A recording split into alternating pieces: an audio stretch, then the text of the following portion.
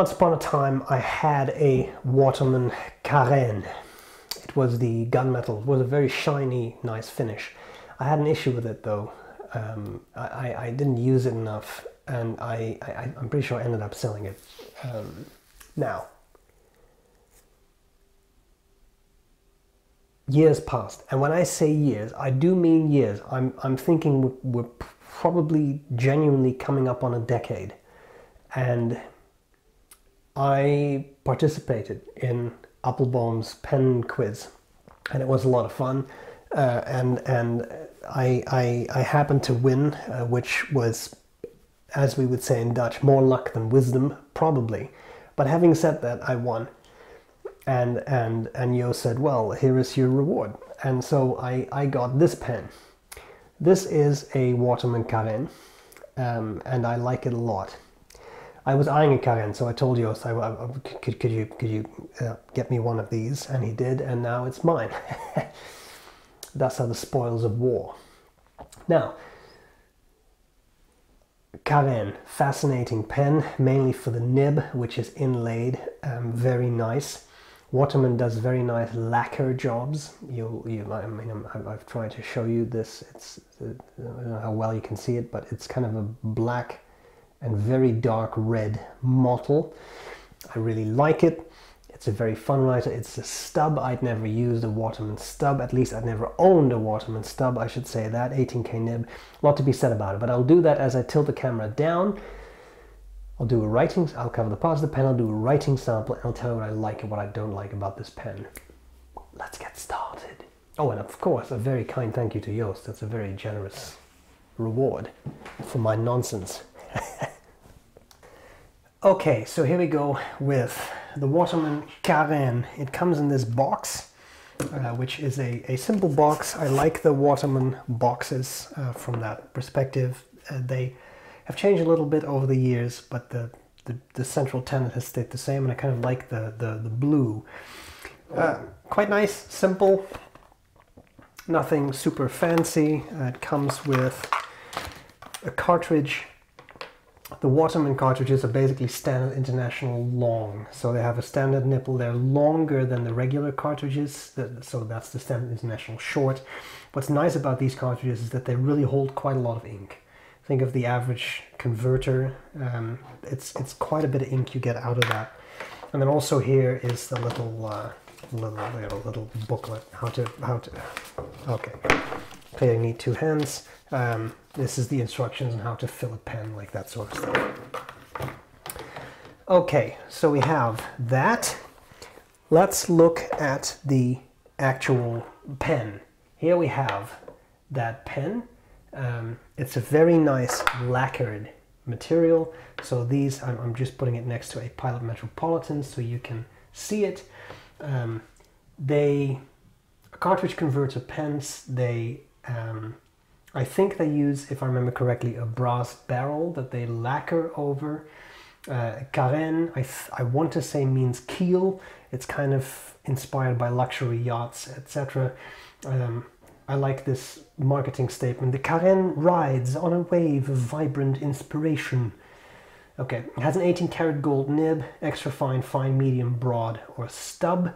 And it's 414 euros and 17 cents. They're not inexpensive, but they are among the higher end pens for Waterman. There's the Edson, which is higher. There's a Serenité, which is higher. That's really their flagship.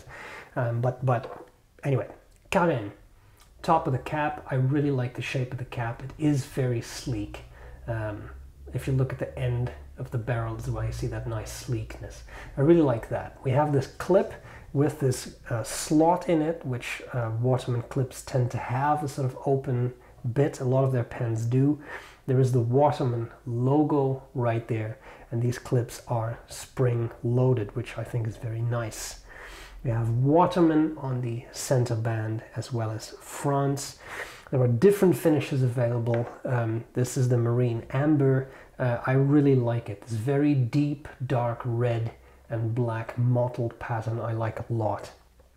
Then at the end of the barrel you have this, which is not, it has no function. It's just there for visual aesthetics. And I think it looks very nice and sleek.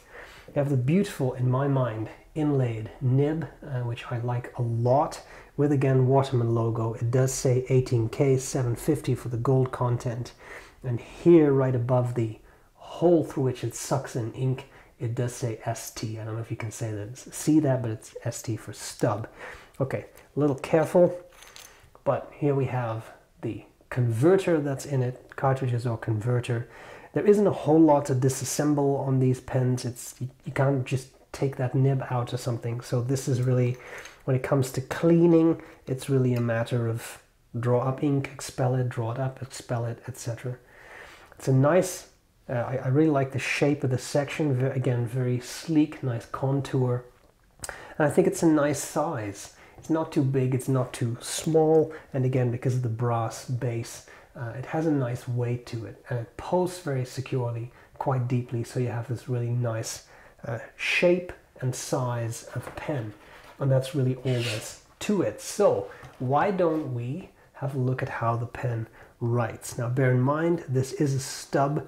It does have a specific sweet spot, so I do need to make sure I align it properly. This is an 18K stub nib, and the ink is Edelstein, Pelikan Edelstein Star Ruby Red, which is an ink I like a lot. Flows very nicely, and I really like the color of it. If anyone has particularly good alternatives that look kind of like this, I know it's a little hard to tell in this light, but if you've used it, you may know. I'm listening because I'm running low on this one, and it was a limited edition ink, which ink shouldn't be limited edition in my mind, but there we are. Nice writer and nice bit of line variation, again because of the stub nib. At this point, I had to get used to it a little bit to find the right sweet spot for this nib. I'm pretty used to it now, so I feel quite comfortable and able to actually write somewhat faster with it.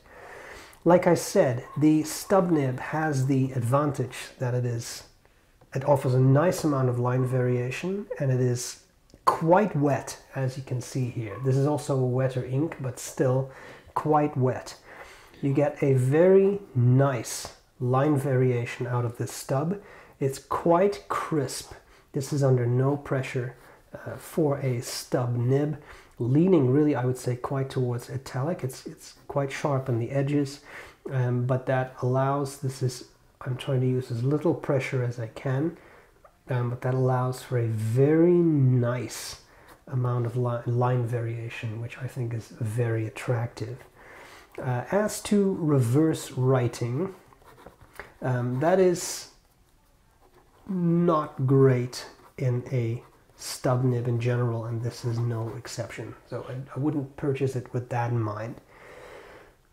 What is nice about it is that it does offer a nice bit of panache to be put into your handwriting.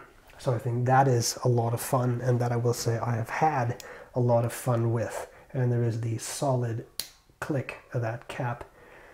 I think these are very fun pens when you actually make effort to line up that cap and this bit at the end. I think it looks very, very sleek. So let's discuss likes and dislikes. What do I like? What do I not like about the Carene? Well, it's a great size. I think it's a lovely size of pen. This is a size that works for a lot of people, I feel. If you feel it's really too small, you can always post it. I like that. It's surprisingly solid because they use brass and then lacquer it and do all kinds of stuff. I'm not saying it's a super heavy pen. I've used pens that are much heavier than this, but it feels solid. For its size, I would say it is solid, not too heavy, not too light. It just feels well made. If you've held a Carene, maybe you'll agree with me, maybe you won't, but it feels interesting to me. It doesn't feel like a thin metal that can be very light. It doesn't feel like plastic, because it's not. I mean, it's the right solidity. Okay, most vital to me is the writing experience, and it's very good. It would be a shame to not comment yet again on the beautiful inlaid nibs. Inlaid nibs are not for everyone. I'm not necessarily a huge fan. I just really like it on this particular model, and I always have. I'm very happy to have one again. It's a solid writer, 18K nib, stub. It's a pretty crisp stub, so really leaning more towards an italic nib. Lovely line variation. Does mean you have to align it properly to the paper, because if you don't, it'll skip. It really needs to be aligned properly. Once you figure out how to do it for this pen, I think it's a lot of fun. And it's really neat that Waterman offers a stub. Many companies have let go of them and only have fine or medium nibs. Waterman has fine, medium, broad, and a stub. So I think that's a lot of fun. I like all these things. Things I don't like about it. The filling is interesting, right? Because you have that little hole here, you stick it in a bottle of ink, unless you use cartridges, but I use bottled ink. So you stick it in a bottle of ink, you operate the converter. Thing about it is, in the past I have had that this model leak. I then took it to Akkerman in The Hague, and they said, oh, you know, Paul Rutte, the great Paul Rutte, said, well, you probably overfill it. So I've been following his advice with this pen. I fill it up, then I expel 2 or 3 drops of ink, wipe the section, and I write with it, and I haven't had any leaking. What I have noticed is that sometimes when you unscrew the barrel, that seems to somehow activate the knob on the converter, and a little bit of ink can come out. So only unscrew these when you really need to. When you need to make sure there's ink left, or if you want to refill it, but otherwise don't. Some people play with their pens and they kind of unscrew the barrel, screw it in, unscrew it. I wouldn't do that with this one. That's it. Finally, they're not cheap. This one, finishes can vary a bit in price. 414 euros. It's 414 euros excluding VAT. It's by no means cheap. But such are the spoils of war. Would I buy it? Yes, I was fully prepared to actually fork out the money for this one, because I do really like the model overall. It's such a classy design. The lines are sleek, the beautiful inlaid nib, the great writing experience, the solid feel to it. I would absolutely spend that. So there we are. I hope this was useful. A very kind thank you to Joost Appelboom. I really appreciate it. And there we are. Let me know what you think of the Carene in the comments. Bye.